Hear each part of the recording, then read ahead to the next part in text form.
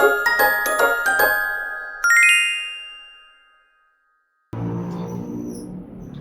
everyone, welcome back to Net Talk.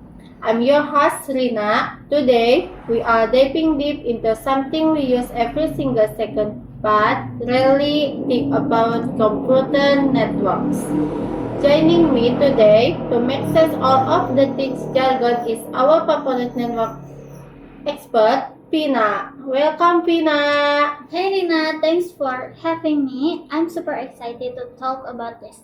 Network basically around the world right now. So it's awesome to break it down for our listeners. Exactly. So let's start with the absolute basic for anyone listening who might be a total beginner. Pina, in simple terms, what is a computer network? Think of it like a conversation, Rina. A computer network is just a collection of computers and other devices like your phone and a printer connected together so they can share data and resources. Just like you and I talking right now, devices need a network to talk to each other. Ah, that makes sense. Now, I always hear this acronym thrown around. LEN, MEN, and WEN. They sound like a boy band. But why? But what do they actually mean? They definitely sound like one. They actually represent the cells or the geographical area of a network. LAN stand for local area network. It's more like the Wi-Fi in your house or office. MAN is metropolitan area network, which covers a whole city or a big university campus, and WAN is a wide area network. It connects devices across countries or even continents. In fact, that internet is the ultimate example of a WAN. Wow, from a single room to the entire planet. That's hard. Speaking of the internet, every time I configure my router, I see something called an IP address. What is that? And why are these two types, IPv4 and IPv6? Good question. An IP address is like the mailing address for your device. If a website wants to send data to your laptop, it needs your IP address. Now, IPv4 is the older version. It uses number like 192.168.1.1. The problem is it only allows for about 4.3 billion addresses and the world ran out of them because we have too many smartphones, smart TVs, and gadgets. So we create IPv6. It uses a mixed number and letters offering a practically infinite number of addresses.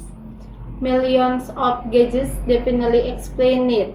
Let's get a bit more technical. I remember studying the USY model back in school and it had like 7 layers. Can you remind us why it's so important? The classic 7 layers, the OSI model is essentially a conceptual blueprint. It standardizes how data move from an application on your phone down through the cables or wave and up into someone else's device.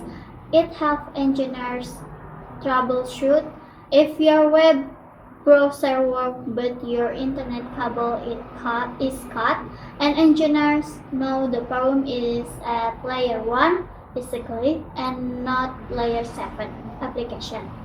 Right, it's keeping organized. Now, what about TCP versus UDP? I always get confused about which one does what.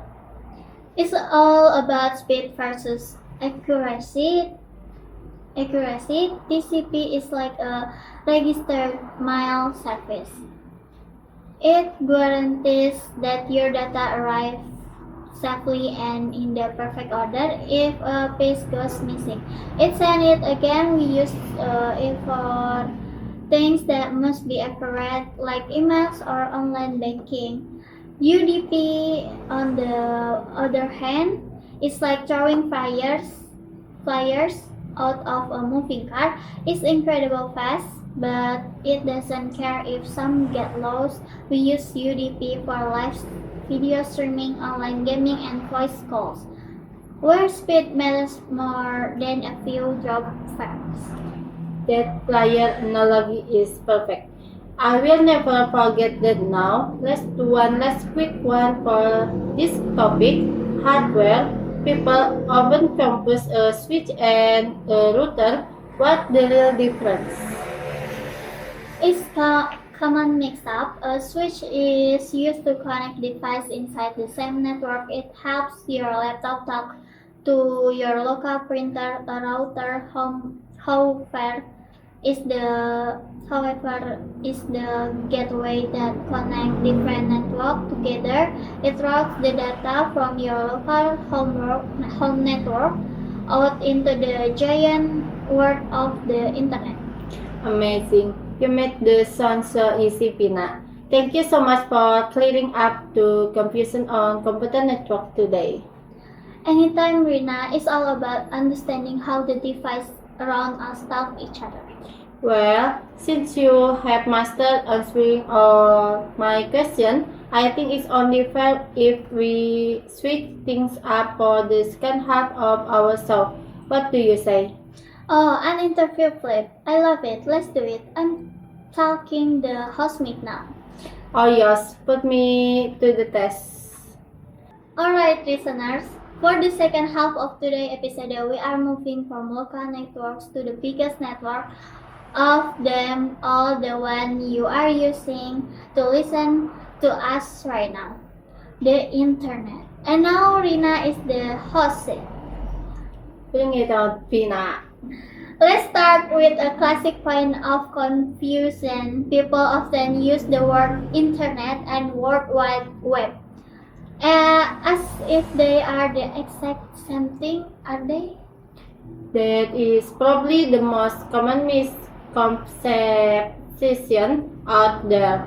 They are actually completely different. The internet is the physical infrastructure, the massive global network of cables, satellites, and routers underneath it all. The World Wide Web, on the other hand, is just a service on top of the infrastructure.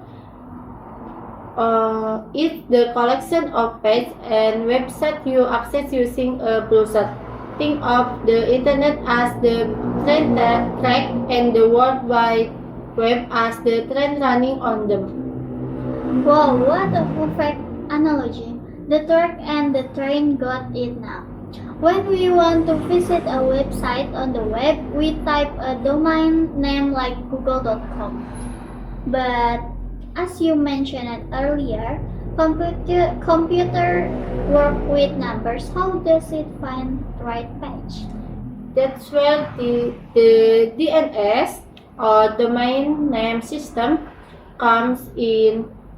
DNS is basically the phone book of the internet. When you type a website name, your browser contacts an DNS server and asks for its IP address. The DNS replies with the actual number, like 142.50.190.46, and then your browser connects you instantly. Thank goodness for DNS, because I would definitely fail at memorizing a bunch of random numbers just to surf the web.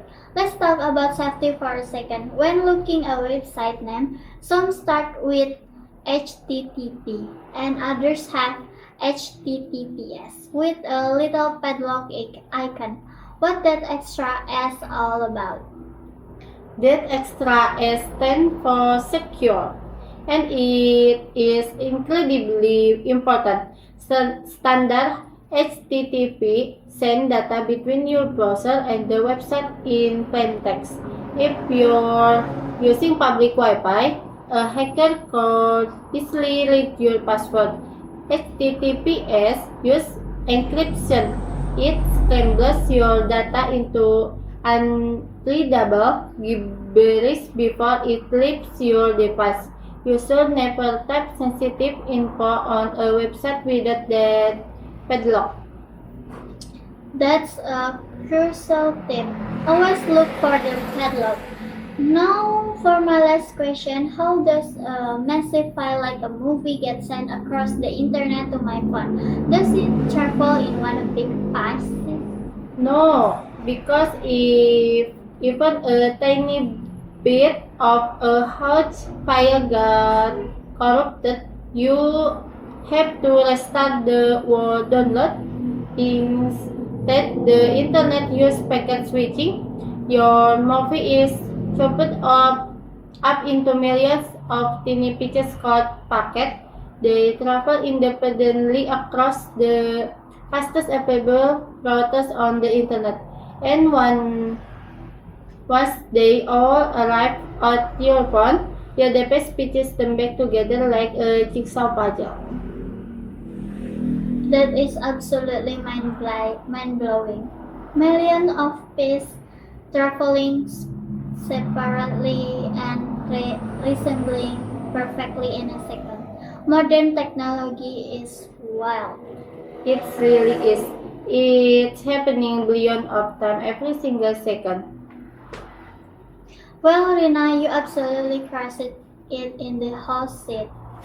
Thanks for breaking down the internet for us today. My pleasure, Pina. This was a super fun episode. And to all our listeners, that's a wrap for today mega episode of Net Talk. Practice safe browsing, look for the S, and we'll see See you you next next time. time. Bye Bye. bye. Thank you.